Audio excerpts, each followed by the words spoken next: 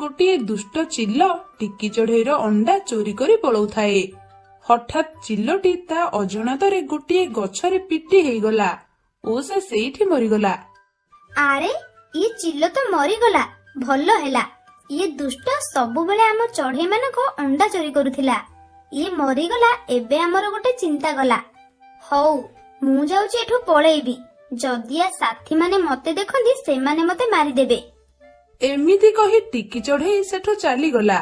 ଟିକି ଯିବାର କିଛି ସମୟ ପରେ ଚିଲର ସାଙ୍ଗ ଗୋବରା ଆସି ସେଠି ପହଞ୍ଚିଲା। ଆଉ ସେ ଦେଖିଲା ତା ସାଙ୍ଗ ସେଠି ମରି ପଡିଛି। ଗୋବରା ତା ସାଙ୍ଗକୁ ମରିଯିବା ଦେଖି ଭୋ ଭୋ ହେଇ କାନ୍ଦିଲା। ମୋ ସାଙ୍ଗ ମରିଗଲା, ଏବେ ମୁଁ କଣ କରିବି? କାହା ସାଙ୍ଗରେ ବୁଲିବି ଆଉ କାହା ସାଙ୍ଗରେ ଖେଳିବି? ଏମିତି କହି ଗୋବରା କାନ୍ଦିବାକୁ ଲାଗିଲା ଓ ସେଠୁ ଚାଲିଗଲା। କିଛି ସମୟ ପରେ ରାତି ହେଲା। ଚଢେଇ ମାନେ ଯିଏ ଯାହା ବସାରେ ଶୋଇଥାନ୍ତି। ହଠାତ୍ ଚଢେଇ ମାନଙ୍କ ଅଣ୍ଡା ଅଦୃଶ୍ୟ ହେବାକୁ ଲାଗିଲା। ଆରେ ଏବେ ତ ମୋ ଅଣ୍ଡା ଏଇଠି ଥିଲା, ହଠାତ୍ ତାକୁ କିଏ ନେଇଗଲା? ଏଠି କଣ କିଏ ଚୋର ଅଛି ନା କଣ? ଯାଉଛି ଟିକେ ବାହାରେ ଦେଖିକି ଆସିବି। ଏପଟେ ଟିକି ଓ କାଳିର ଅଣ୍ଡା ମଧ୍ୟ ନଥାଏ, ତେଣୁ ସେମାନେ ବି ଚିନ୍ତାରେ ପଡିଯାଇଥାନ୍ତି। ଆରେ ଏ ଆଖପାଖରେ ତ କେହି ବୋଲି କେହି ନାହାନ୍ତି, ଆଉ ଅଣ୍ଡା କିଏ ନେଇଗଲା? ହଉ ଛାଡ, କାଲି ସକାଳ ହଉ, ସକାଳ ହେଲେ ଅନ୍ୟ ଚଢେଇଙ୍କୁ ଡାକି ତାଙ୍କୁ ଏ କଥା କହିବି। ଏହାପରେ ମିଠୁ ସେଠୁ ତା ବସା ଆଡକୁ ଚାଲିଗଲା। ଏମିତି ସେ ରାତି କଟିଲା ଓ ପରଦିନ ସକାଳ ହେଲା। ପରଦିନ ସକାଳୁ ମିଠୁ ଟିକି ଓ କାଳିଙ୍କୁ ଡାକି ଗୋଟିଏ ଗଛ ମୂଳେ ବସିଲା। ଟିକି, ତୁ ଜାଣିଛୁ କାଲି ମୋ ସହ କଣ ଘଟିଲା? ମୁଁ କେମିତି ଜାଣିବି? ତୁ କହିଲେ ସିନା ମୁଁ ଜାଣିବି। ତାପରେ ବି କାଲି ରାତିରେ ମୋ ସହ ଗୋଟେ ଆଶ୍ଚର୍ଯ୍ୟକର ଘଟଣା ଘଟିଛି। ମୁଁ ବି ସେଥିପାଇଁ ଚିନ୍ତାରେ ଅଛି। ଆଚ୍ଛା ହଉ, ଆଗ ମୋ କଥା ଶୁଣି ସାରେ, ତାପରେ ତୁ ତୋ କଥା କହିବୁ। ହଁ କହୁନୁ କହ। ଏହାପରେ ମିଠୁ ରାତିରେ ଘଟିଥିବା ଘଟଣା ବିଷୟରେ କାଳି ଓ ଟିକିକୁ କହିଲା। ସବୁ କଥା ଶୁଣି ସାରି କାଳି ଓ ଟିକି ମଧ୍ୟ ମିଠୁକୁ ତାଙ୍କ ସହ ଘଟିଥିବା ଘଟଣା କଥା କହିଲେ। ହେଁ, ମୋ ଅଣ୍ଡା ଯେମିତି କୁଆଡେ ଉଭେଇଗଲା, ତୁମ ଅଣ୍ଡା ବି ସେମିତି କୁଆଡେ ଉଭେଇଗଲା? ହେ ଭଗବାନ, ଆମକୁ ରକ୍ଷା କର। ମତେ ଲାଗୁଛି ଆମ ଜଙ୍ଗଲକୁ କିଏ ଗୋଟେ କଳା ଯାଦୁ କରିଦେଇଛି, ସେଥିପାଇଁ ଆମ ଅଣ୍ଡା ଉଭେଇ ଯାଉଛି। ହେ, ସେ କଳା ଯାଦୁ ବେକାର କଥା। ମତେ ଲାଗୁଛି କିଏ ଗୋଟେ ଚତୁର ଚୋର ଏମିତି କାମ କରୁଛି। ଆରେ ଗୋଟେ ବୋଲି ତ ଚୋର ଆମ ଜଙ୍ଗଲରେ ଥିଲା, ହେଲେ ସେ ତ ଏବେ ଆଉ ନାହିଁ, ଗଛରେ ପିଟି ହେଇ ମରିଯାଇଛି। ହଁ, ଏକଥା ମୁଁ ଜାଣିଛି, ହେଲେ ଏବେ ଆମେ କଣ କରିବା? କେମିତି ସେ ଅଣ୍ଡା ଚୋରକୁ ଧରିବା? ଆମେ ଯଦି ରାତିରେ ନ ଶୋଇ ଆମ ଅଣ୍ଡାକୁ ଜଗିବା, ତାହେଲେ ଯାଇ ଆମେ ସେ ଚୋରକୁ ଧରି ପାରିବା। ହଁ, ଆମେ ଆଜି ତାହା ହିଁ କରିବା। ଦେଖିବା କିଏ ଆମ ଅଣ୍ଡା ଚୋରି କରୁଛି।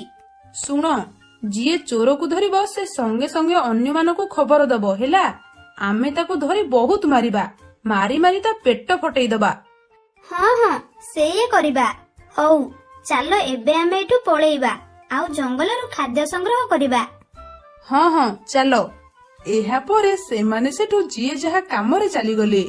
କିଛି ସମୟ ପରେ ରାତି ହେଲା। ରାତି ହେଲାରୁ ଚଢେଇ ମାନେ ନ ଶୋଇ ସେମାନେ ତାଙ୍କ ଅଣ୍ଡାକୁ ଜଗିଲେ। କିଛି ସମୟ ପରେ ସମସ୍ତଙ୍କ ଅଣ୍ଡା ପୂର୍ବ ପରି ଉଭେଇ ଗଲା। ଆରେ ଇଏ କଣ? ଏଠି ତ କେହି ନାହାନ୍ତି, ଆଉ ଏ ଅଣ୍ଡା କୁଆଡେ ଚାଲିଗଲା? ମୋ ଅଣ୍ଡା ତ ଏବେ ମୋ ଆଖି ଆଗରେ ଥିଲା, ଆଉ ହଠାତ୍ କୁଆଡେ ଚାଲିଗଲା? ଏ ଅଣ୍ଡା କଣ କୋଉ ଭୂତ ନେଇଯାଇଛି ନା କଣ ମ? ହେ ପ୍ରଭୁ, ଏଠି ବୋଧେ ଗୋଟେ ଭୂତ ଅଛି। ନା ନା, ମୁଁ ଏଠି ଆଉ ରହିବିନି, ଯାଉଛି ମିଠୁ ପାଖକୁ ଚାଲିଯିବି। ଏମିତି କହି ଟିକି ଭୟରେ ସେଠୁ ମିଠୁ ପାଖକୁ ଚାଲିଗଲା। ଏପଟେ କାଳି ମଧ୍ୟ ଭୟରେ ମିଠୁ ପାଖକୁ ଚାଲି ଆସିଥାଏ।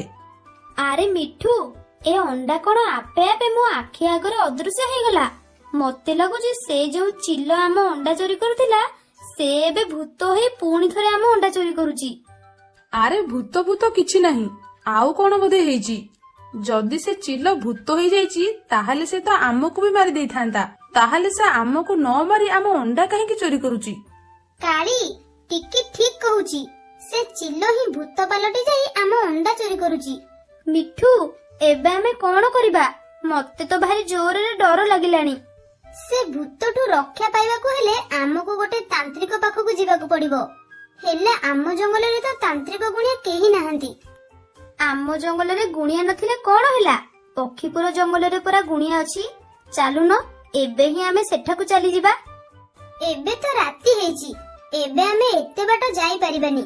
ତୁମେ ମାନେ ଆଜି ରାତିଟା ମୋ ଘରେ କାଟିଦିଅ, କାଲି ସକାଳୁ ଆମେ ଗୁଣିଆ ପାଖକୁ ଯିବା। ହଁ ହଁ ମିଠୁ, ତୁ ଠିକ କହିଛୁ। ଆଜି ଆମେ ଏଇଠି ରହିଯାଉଛୁ, ଆଉ କାଲି ସକାଳୁ ପକ୍ଷୀପୁର ଜଙ୍ଗଲକୁ ଯିବା। ହଉ, ଆଉ ଡେରି କରନି, ଏଇ ବସାରେ ଶୋଇପଡ। ଏହାପରେ ଟିକି ଓ କାଳି ମିଠୁ ବସାରେ ଶୋଇପଡ଼ିଲେ। ଏମିତି ସେ ରାତି କଟିଲା। ପରଦିନ ସକାଳ ହେଲା। ସକାଳ ହେଲାରୁ ଚଢେଇମାନେ ପକ୍ଷୀପୁର ଜଙ୍ଗଲକୁ ଚାଲିଲେ। କିଛି ସମୟ ପରେ ସେମାନେ ତାନ୍ତ୍ରିକ ପାଖରେ ପହଞ୍ଚିଲେ।